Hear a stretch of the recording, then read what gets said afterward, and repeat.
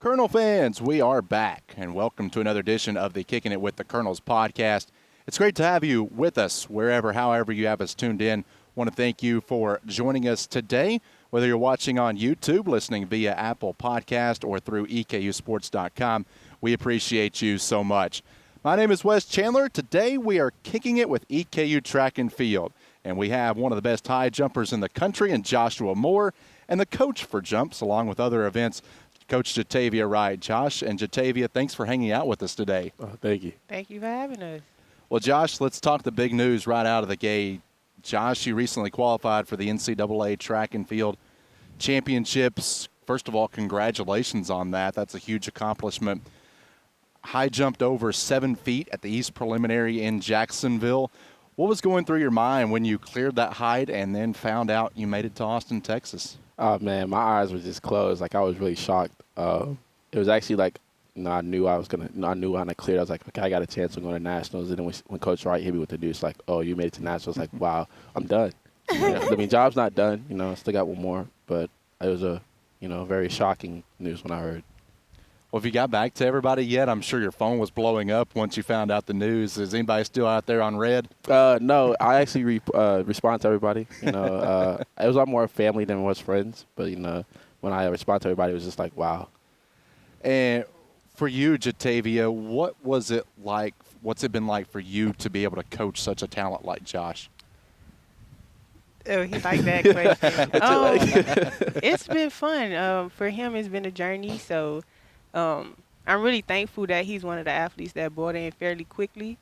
And he literally does everything that I asked him to do. So I'm glad it's paying off for him. Well, I know you weren't part of the program last year, but EKU had a national champion in Ahmed Jaziri, won the steeplechase. Did you ever get a chance to meet him? Have you ever got a chance to talk to him? I actually met him, honestly, at the Rick Erdman Twilight here. That was my first time actually talking to him and, actually getting to know him. And we talked about last year, and we talked about this year. And, he actually was one of the guys that reached out to me when I made it and made it to nationals. He said, congratulations, and I said, thank you. It's actually a big honor because he's a national champ, right, and he's in the pros right now. So it's actually like a big, big thing. So that's a big, I guess, acquaintance that you can come up with, knowing that he was just part of this same program that you're here with right now. And yeah, I'm sure you can learn a lot from a guy like him. Yes.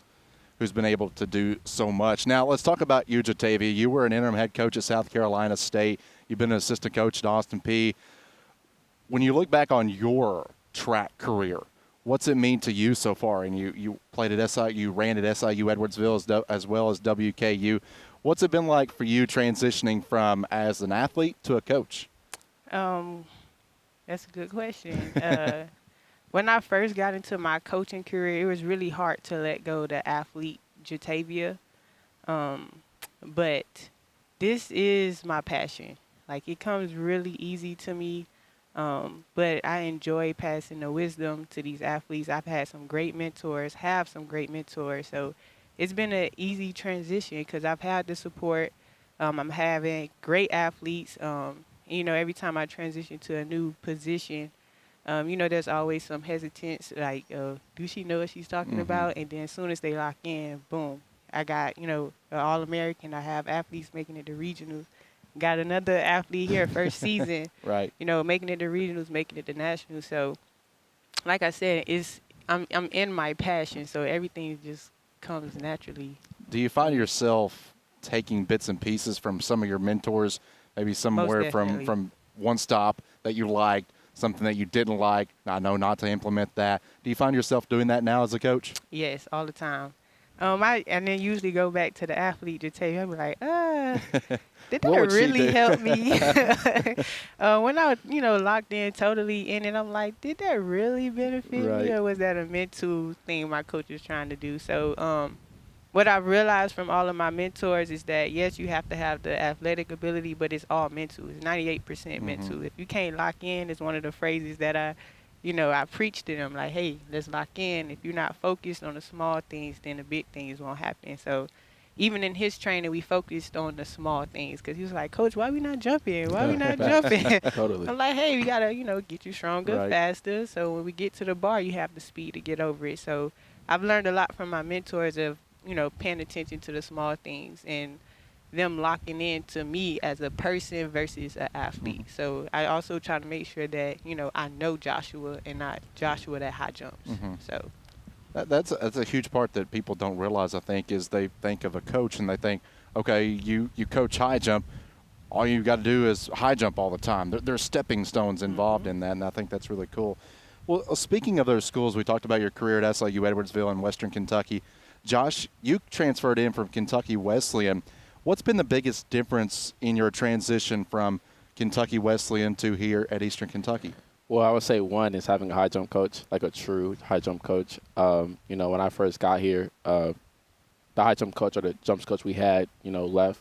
So I didn't think we was ever going to get one. So I thought it was going to be, the same thing how it was in my old school, where I would have been getting the teaching and everything, the workouts from a sprints coach. But, when we brought in another jump coach, I was like, okay, well, I can do this. She got trust in me. I trust her. But at the first it was a little iffy because, like I said, we wasn't jumping.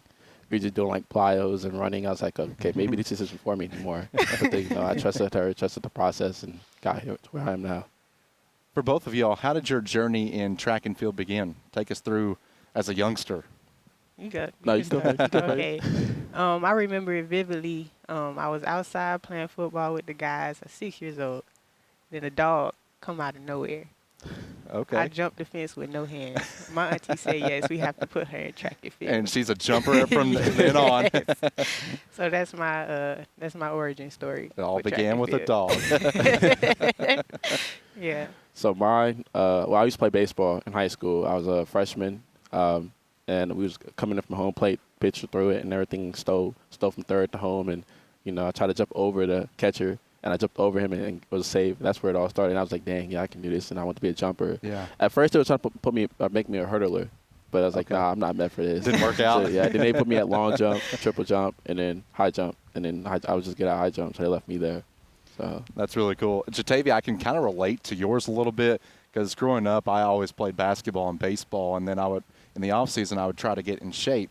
Well, one of the exercises I did to help get in shape was I'd run a couple laps around my childhood house, and the neighbors had a dog that got loose, and keep in mind, I was like 9, 10 years old, and it was a big dog, so I was scared to death. The dog came chasing after me, and my parents said that's the fastest I've ever ran. So because a dog was chasing me, so I can kind of relate a little bit to yours. That's really cool. That's one of the cues you give it trainers. Like, hey, Yeah. run like something's chasing you. Like, that's when it's going to come out. Release the dogs.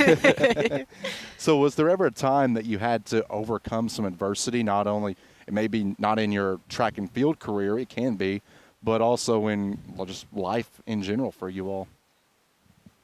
I would say yes, because growing up, I had a lot of, coach changes. So it was very hard for me to just put my trust all in one coach and really, stick to one coach. Because, like when I was going in, my freshman year, I had a coach that stayed for, 2 months. So, we didn't really have one for a while. So I was like, every time I got a new coach, well, he's not going to be here long. So it was very hard for me to put my trust in that coach. And by the time you got used to one, we became closer. Going out the door. Yeah. Yeah. I became closer with one, and then, we started texting outside of just track and field. They wanted to get to know me as a person and as an athlete. Mm-hmm. And you have all those minds that maybe trying to teach you something, and then a fresh face comes in. They're trying to wipe away. That has to be really hard. Jatavia? It's the same for me. I haven't had the same coach since the age of 6. I've never, Really? till soon as I was done with track and field, every season I've had, a different coach. A different training philosophy. And for me, that's the blessing that I needed because it's helping me be a better coach. Like we just talked about what I grabbed from my mentors. It's like from the age of 6, you're learning that you can skin a cat different ways. Right. And, and I think when I lock in with my athletes, it's like, hey, I understand some things may not work for you, but give it a shot, and then we could come back to the drawing board and we could figure it out. So one thing about me, I adapt to change really quick. Something changed, like, okay, what's next? Like, let's keep going. Like, because, one thing don't stop the show. And I'm thankful for that adversity. People may not look at it as that, but having to adapt to change is really hard. Oh, absolutely. So that's why I had, sympathy for my athletes when, the coaches change. Like, it's hard to adapt to that. But, life still goes on. So It that's does, why yeah. I say Yeah. with him, when he locked in fairly quickly, like he started seeing the results. So this is just one of the lessons that I try to teach my athletes is, something that I've been through. Change happens. Change is going to happen for the rest of your life. So get used to it and learn how to adapt. Be creative with what's next. So that's my adversity story. And most of the time, it is what you make it. You can make the most out of a good situation, or you can pout your head and turn down, and it usually goes the other direction fairly quick. So, Josh, you went to North Hardin, correct? Yes, sir. So, track and field wasn't the only sport you really excelled at, right? No. All right. So on the gridiron, you were a pretty good wide receiver as well. Yeah. So, all district, played some receiver at Kentucky Wesleyan as well, correct? So, give me a scouting report on Joshua Moore, the wide receiver. Well, coming out of high school, coming from North Hardin, we made more, like a lot of our athletes were football athletes. They weren't track athletes. So I was one of those football guys, I did track for like 2 years, but I didn't take track as serious because I didn't want to go to college for track. I wanted to go to college for football. But then at my other school at Kentucky Wesleyan, I realized like, okay, winning conference, going, being an all-regional athlete, being a school high jumper, a school record holder, everything, going to nationals, I was like, maybe track is my sport. And then I took it more serious, and then now I'm here when I'm here. Does the quarterback throw you a bunch of fades to the end zone and you just go get it? It was a bunch of fades, a bunch of fades, one-on-ones. Nobody in our district could really hold me one-on-one. So That's great. So, Jatavia, you also played other sports as well. You used your athleticism on the diamond and basketball court, correct? Yes. All right, so you played at Western as well as a utility player there for WKU. What was that like? That was really fun. Like, people would come to practice. Like how people come to track practice, like, oh, my God, we're about to die. Like, softball players come to practice, like, oh, my God, we're about to die. I'm like, we get to play. Every day? Like, oh, I'm so excited. So, like, just have gone through track and field, know that you're going through a near-death experience every time you get on the line. Like, I get to go swing a bat. I get to go play in the batting range. Like, I used to go play catch. Like, this was so much fun. But basketball is really where my heart is. But, coming from Miami, we had a lot of great track and field coaches. And they really wasn't big on, like, basketball was a football and track state. So, but basketball is really where my heart was. But, the good Lord made my path track and field. Well, at least you're in a pretty good state for basketball. I mean, here in Kentucky now. So, as you were talking about your hometowns, you all are from very different hometowns. Miami, Vine Grove, Kentucky. Do you all ever jab each other about kind of how your paths are completely opposite and how you got here? Oh, I hear nothing but straight good about her pass. Nothing but straight 305. Well, before it came on, it was 305. It's just the 305. So. Don't do that. Only the original people can do that. We was talking about it when we were in Jacksonville, because I was like, what you like to eat? He was like, man. we don't have all these places. I'm like, wait, what? I'm like, you got to try something new. Got to go to different places. And that's one thing that I really wanted to do when I was choosing my school. I was like, hey, I got to get out of Florida. It's only 4 years. I get to, switch it up, see a different scenery. And I found that I like the country life. Yeah. No, so you might like the city life. I might like the city, but I'm just not used to that much fast food, like that much options. There's a lot of options. I'm just used to like McDonald's and Burger King, the basics, So yeah. That's great. So, Josh, some of your prior coaches before you came to EKU, they were praising your work ethic and your really ability to learn and kind of take it all in. Where do you get that kind of work ethic? I get that work ethic really from my family and friends, because I know I watch people around me. Like I see the hard work they put in. I'm like, well, if I do the same thing, I know it can come back to me and I can work harder. So I look around like, I want to be around people that's going to, make me better. And I just I see everybody's work ethic. I'm like, well, if they're great, I can be great too. So. And, Coach, do you see the same thing in kind of what Josh does on a daily, day-to-day basis, that kind of work ethic employed over into his jumps and everything like that? Josh is definitely a gamer. He gets to the meet and he locks in. Because I have to check on him sometimes. I'm like, hey. You okay? You okay? He was like, yeah, I'm locked in, Coach. I'm locked in. Cause I'm like, okay, all right. Make sure you have fun. But, so it's working for him. I really enjoy seeing him compete because he's a dog when we unleash him at the track meets. I love it. Love watching him compete. But yeah, Josh is a cool kid, man. He be at practice just chilling. I'm happy he ended up getting somebody to train with. Like that turned him up a whole different notch. So yeah, he's a gamer. He love to compete. I love it for him. Well, for a coach, how hard is that? Because there's some coaches out there that want to change everything. You know Josh's personality as good as anyone now, and just letting him do what he feels comfortable doing and not trying to change him really in any certain way, just trying to help him along. And that's the important part of knowing the person versus just the athlete. Now before when I got him, let's keep it 100. It was rough. It was rough. It was real rough. It was rough. He was struggling jumping over 39s. Now he jumping over 42s with no issue. But when I saw him, I was like, hey, he don't have no problem getting over the bar. Mm-hmm. I could work my magic to get him stronger and faster in the weight room. Hey, we jumping 7 feet, and there it was. Like he has the natural ability to get over the bar. Mm-hmm. Like that's the hardest part to teach of the high jump. Like what I had to work with him this year was easy. Like, you just got to jump high, dude. Like, so. Well, anytime you dig for the record book, something significant has occurred, and some of the records are a little murky, dating back to the early days here at EKU in the track and field department. But we believe, Josh, you're the first EKU male to qualify for the NCAA Outdoor Championships in the high jump since 1981. For a track and field program as successful as Eastern Kentucky has been here over the last decades plus, what does that mean to you? It means a lot. We're trying to honestly, if other athletes, track athletes over in Kentucky or over the state can see that, it will bring in more recruits. Mm-hmm.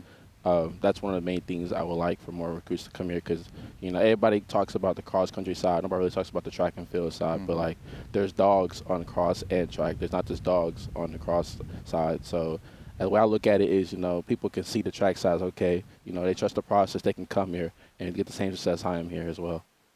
And for you, Coach, was there ever a point you knew that this was a possibility for Josh getting to this stage? Soon as when I saw him jump over them 39s, I was like, whoa, okay. We got a long way to go. But when I seen him work the bar, I was like, yeah, I could work with that.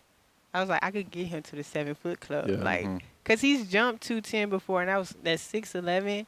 210 is 6'10". 6'10"? Yeah. Well, I was like, dang, if I just get him to jump higher, 7 feet is on, and it's 7 feet. There's we a can big get the difference between regionals. Now, if you could do 7 feet at regionals, we could go to nationals. So it's real simple math when it comes to the high jump.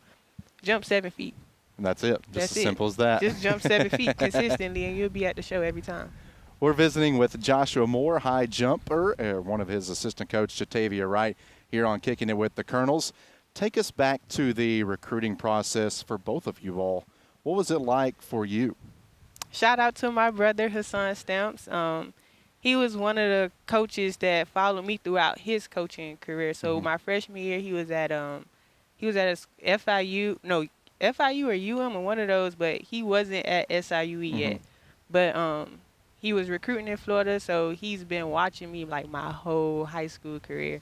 And then when he finally, landed where he was in my senior year, he was like, "Hey, come make history with me." I was like, hold up now, what you talking about? So when he got me on campus, it was totally different from the city life. I was seeing trees, I was seeing flowers. I was like, oh my God, it's so beautiful here. And then when I seen the record board, I was like, I could get that. Yeah. You know what I'm saying? So that's one of the things that, I wanted to do in my career is just to make history and win as a team. So he sold me on that, the making history. He said he could get me better, and I trusted that. So shout out to my brother Hassan Stamps, turned recruiting coach to big brother. So yeah. So that's how the Miami girl wound up in Southern Illinois. Yes, that's how I got there. And pretty successful, multiple OVC championships as well. Josh, for you? I got to give a shout out to Coach O. Because he gave me opportunity. When I was in the transport from my old school, I really didn't have that many offers coming out or like people that would give me a chance. Because, like I said, I was a 210 type of guy, 6'10". So, when somebody looks at that, they're like, oh, maybe he's just jumping 6'8", 6'6" on a daily basis. So, Coach O gave me a chance, took a chance on me, then got here, then honestly, left. So, I was like, kind of broke my heart. But, I put my trust in Coach Wright, and she got me to the point I am now. So and then basically you kind of touched on it a little bit, but you had to basically do it all over again, leaving Kentucky Wesleyan. So did you learn a little bit more from your initial days at North Hardin going to Kentucky Wesleyan that you did maybe a little bit different when you went from Kentucky Wesleyan here to Eastern? yeah, so coming from North Hardin, I knew like a lot, and then when I went to Wesleyan, it's like I had to start all over because I didn't have a high jump coach. So I had to like start from the bottom. And when I got here, it's like I was like peaking, and then now I'm like at the top now where I know what I gotta do in success.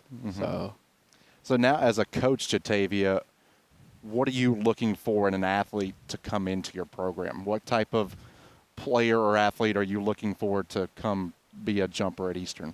I need a dog. Roof. I need a dog. One that'll go get it? Go get it. That's locked in. That I got to tell to slow down. Like, hey, you're moving too fast. Or, hey, you're going too hard. Like, that's the type of athlete that I want. And those are the type of athletes that thrive in my my training. So I need a dog. And that's not instilled in everyone. That's not. And, like I said, he's a gamer. He does what he do at practice, but it's just like it's another switch when he get to these meets. I'm like, okay. Yeah. Like, it's piecing together. Yeah. Sometimes I be at practice like, oh, Josh. You gotta trust the process. You gotta trust the process. When you get to the meet, I'm like, okay, there it goes. But with me, I was a dog. I'm a dog now. Oh, yeah. I'm a real competitor. I'm real low key. I like to have fun. I'm goofy.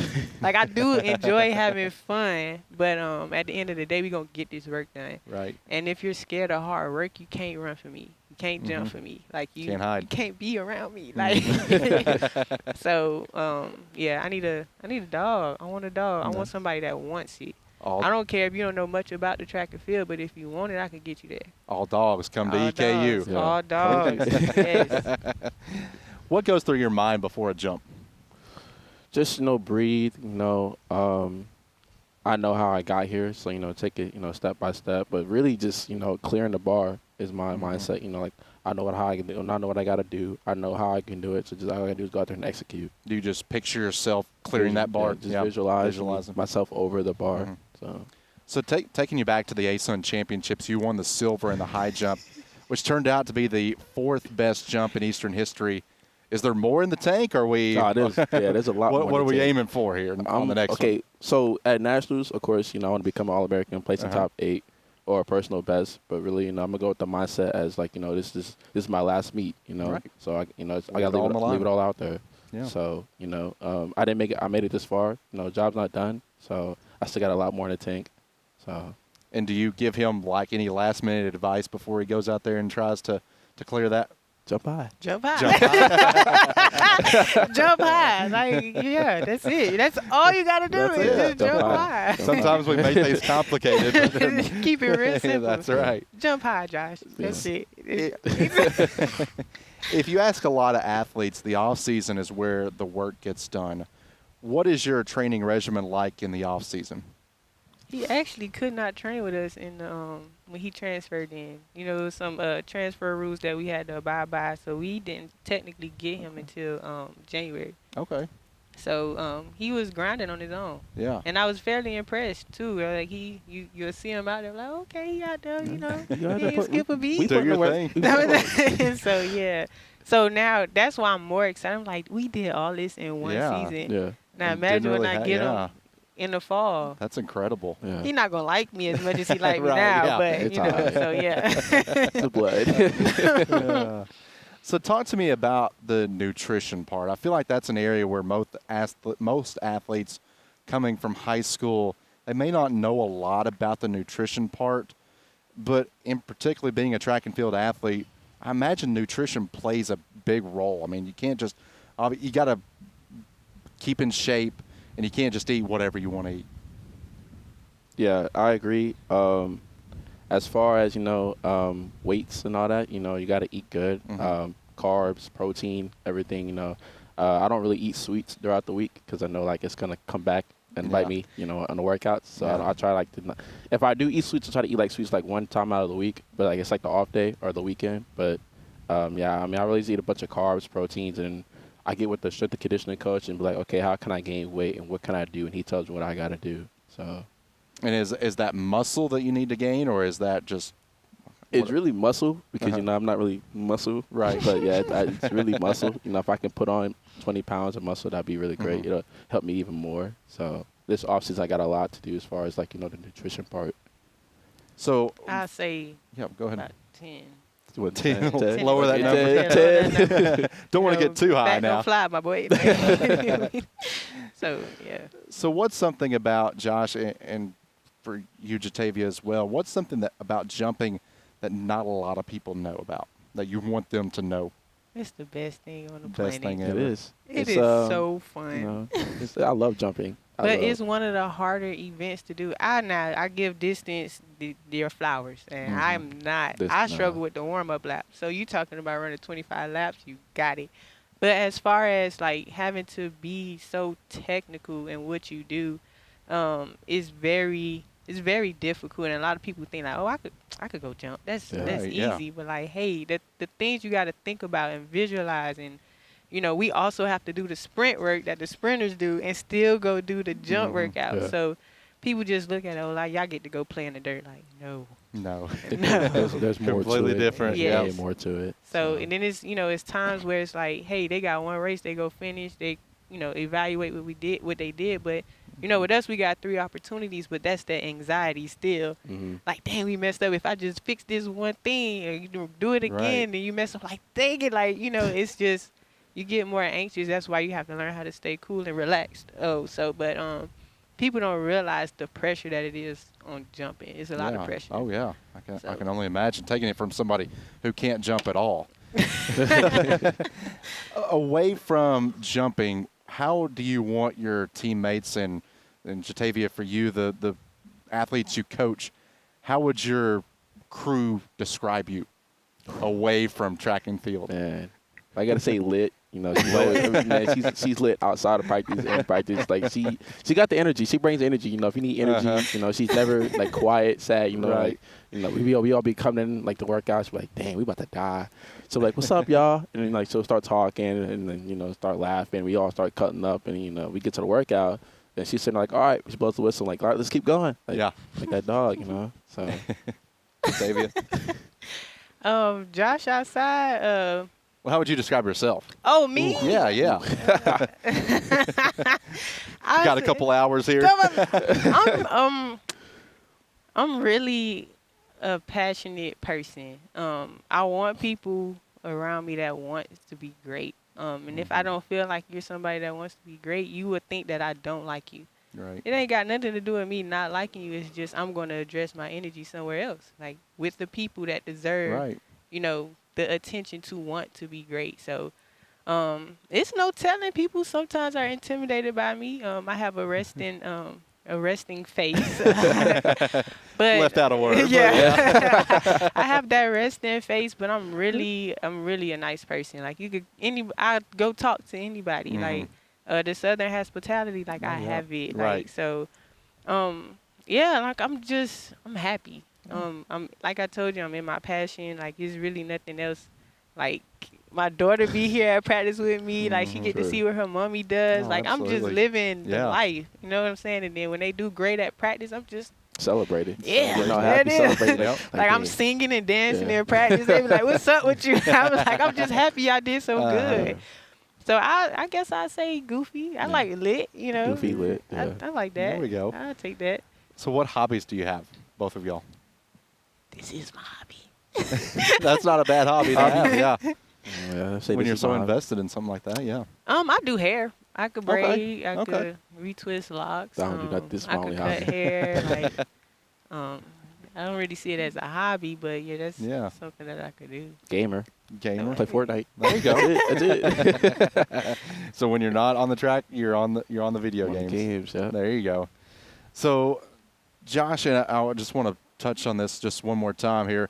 You've not only you will put your hometown on the map when you jump in nationals there. Have you thought about that now that you've kind of in between this time here that you qualified? What all this is going to do for your hometown? Like just being able to put that kind of, I guess, notoriety on such a small area? It's gonna show my hometown, my high school, that track athletes can go to big schools and do a lot, not just because like everybody talks about, oh, this guy's going to UK at football for North Hardin, oh, like this guy. Like, shout out to my high school football coach, and he's a great coach, but nobody really talks about the track team. Everybody talks about the football or baseball. Nobody really talks about our track athletes, and we're all exceeding. So yeah, that's awesome. So we got the question wheel back again. So each one of y'all are going to take 3 spins at the question wheel. We got some really good questions on here. Yeah. So Jatavia, you want to start and give us? We got. We'll each go 3 spins there. See what we come up with here. Coolest or most famous contact in your phone? I knew I was going to get You that. were searching for that one. The coolest or most famous? I say, the coolest is my daughter iPad. Josh Moore? hey, I'm talking. Josh too. That's my people's, man. Right now, I think I done called Josh more in these last couple of weeks than I did all season. But I get that to my daughter. Me and There her you just go. was on the phone too. Like, she's one of the coolest people I know. That's so, awesome. Yeah. Her iPad is Yeah, the coolest. Josh, you want me to spin for you? Or you want to come around and do it? Nah, I'll go go around. You want your How am I luck? gonna do it? No. Make sure you don't strangle yourself there. There we go. Wait, just like, You spin. Right. All right. ooh. Okay. Favorite music artist? Favorite music artist? It's got to be the Kodak Black or Rod Wave. Okay. I'm a big. I don't know Rod what that Wave. means, but But okay. those are 2 people. Those are 2. Okay, I mean, if I had to choose, I'd rather choose Kodak Black. But He's Okay. from Florida. Yeah, that makes sense. Yeah. 305. You want to be from Florida so bad. He just tried to be like you, right? You like me so bad. So, Jatavia, go it's for back. it. I thought you was going. You're not No, going? I don't. You're I not don't doing it? participate in this. Okay. You just put us on the spot. Yeah. Ooh, Oh. I'm not Go getting to these. karaoke These. song. What? Go to karaoke song. You've got some good ones so far. No, these are the ones I was You did saying. I know. That's what I'm And saying. I'm Yeah. manifested. I was like, Yeah. I know I'm not Yeah. going to get these, and then Yeah. boom, I'm getting them. Go to karaoke song? Wow. That's putting me on the spot for Yeah, real. you may need a because- minute to ponder on that one. Because what do I sing? Because me and my daughter, we make up our own songs. Like, but it's conference week, baby. I forgot about that one. Like- Maybe one that you write. So, let's see. Karaoke. The first thing that comes to mind. I want to hear you sing one I of want those to hear songs. a singer too. Yeah. I want to hear what it's about. Yeah, we may be on the breakthrough of something right here. Because I can't think of the start it off. And I don't think I should be singing that song that I'm thinking about. Because I'm thinking the Usher song. Oh, The man. 7 Usher? o'clock on the Oh, dot. man. I'm in my drop top. That's an old one. Cruising the streets. Yeah. Dun, dun, dun, dun. I'm not going to finish the rest of it. Well, there you go. Usher. Usher, yeah. All right, Josh. Go ahead, spin it. Go ahead. Okay. All right, let's see what we land on here. Okay. Oh, you got coolest or most famous contact in your Coolest or phone. most famous? As she goes back. It's gotta be. Yeah, I gotta say Coach Wright. Yeah, Coach Wright, really specifically. So Don't know. You can't cop out with that. Okay, answer. all right. Coolest person. Gotta be my dad. Cause we talk about anything. His dad is pretty We talk about Yeah. anything. Yeah. Kind of like your life coach. So, yeah. Yeah. Typically, yeah. There you go. Yeah. All right, we got one more turn on the question wheel here. Give it a good one. See what we get there here. You go. There we go. There you go. Now we're talking. Ooh, that's the one. Why EKU? Because I'm here. Because I'm here. That's why EKU. No, honestly, EKU has been, a really life changer for me. Mhm. I'm a very creative person as a coach, and I've had to be because I've never had all the resources that EKU has to offer. Like, especially with this weather where we could still go inside and still go train inside. Like, that, yeah. that is big. That has been really big for me as a coach as well. So, just the resources, the support. I have a really great group. They're fairly young. And they have a lot of room for growth. And the changes that they've already made in this little bit of time is like crazy. So I'm gonna still stick to my answer because I'm here. Yeah, absolutely. Because I'm here. Josh, This is the last one? last one. Yep. All right. Let's make it a good one. Get a Yeah, good gotta one. get a good one there. What will he land on here? Oh, You got the same thing. You got to spin it again.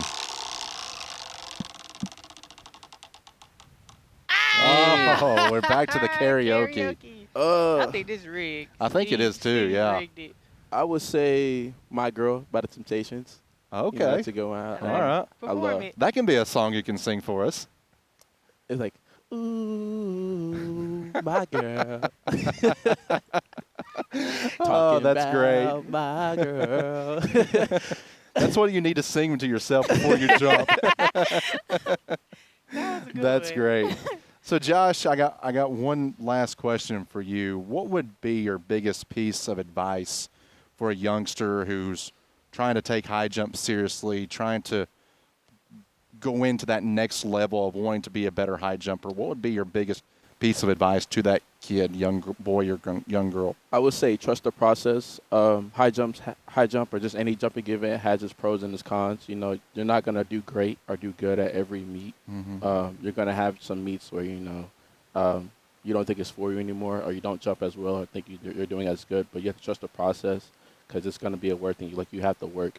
You know, so I would say just trust the process, believe in yourself, and just go out there and perform and do good. Yeah, that's incredible. And, Coach, for you, I know you can relate to that as a jumper yourself. What would be your biggest piece of advice for maybe someone who's just wanting to be an overall jumper, whether it be triple jump, any of those other jumps as well? What would be your biggest piece of advice to one trying to take their track game and jumping game to a next level? Pay attention to the small things. Yeah, okay. That's a really broad statement, but if you really take the time to pay attention to the small things, so like the core, the hydrating, and taking care of your body, those are really small, minute things in training. But the overall, grasp of it, like you end up having big benefits when you keep paying attention to the smaller things. So Definitely. pay attention to the small things. That's awesome. Well, Josh, Coach Wright, thanks so much for joining us out here today. Josh, look forward to seeing you jump in Austin, Texas. We know that you're going to make EKU proud. Coach, best of luck to you as well. I'm sure there'll be some nerves, maybe. Will there be some nerves? I think it's more Or has he got it? excitement. Excitement, yeah, that's a good way to put it. With our training, we've been saying, like, we got to be consistent, and he's done such that. So, he'll just keep doing what we've been doing. Yeah. Jumping high. Jump high. Just clear it. Just clear. Well, it'd be so good to see more Colonels competing on the national stage once again. I want to thank you for watching or listening to us as well. Be sure to subscribe to EKU Sports on YouTube and EKU Athletics on Apple Podcast to get notified when new podcasts drop. Guys, thanks so much again for your time. Appreciate it. Thank you for having us. Until next time, my name is Wes Chandler, and you have been Kicking It with the Colonels. Woo!